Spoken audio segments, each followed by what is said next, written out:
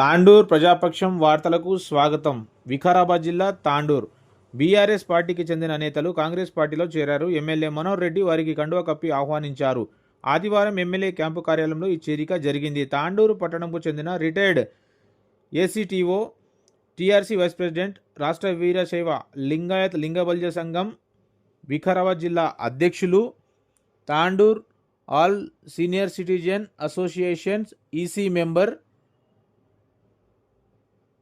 ఉదయ్ శంకర్ పటేల్, పాత తాండూరు కోటేశ్వర దేవాలయ కమిటీ కార్యదర్శి పల్లె పరమేశ్వర్లు బీఆర్ఎస్ పార్టీని వీడి కాంగ్రెస్ పార్టీలో చేరారు. ఎమ్మెల్యే మనోహర్ రెడ్డి తాండూరు పట్టణ యూత్ కాంగ్రెస్ అధ్యక్షులు బంటు వేణు సమక్షంలో వారికి కాంగ్రెస్ కండువా కప్పి పార్టీలోకి ఆహ్వానించారు. ఈ సందర్భంగా ఎమ్మెల్యే మాట్లాడుతూ కాంగ్రెస్ పార్టీ బలోపేతానికి కృషి చేస్తూ ప్రభుత్వ పథకాలను, అభివృద్ధిని ప్రజలకు వివరించాలని కోరారు.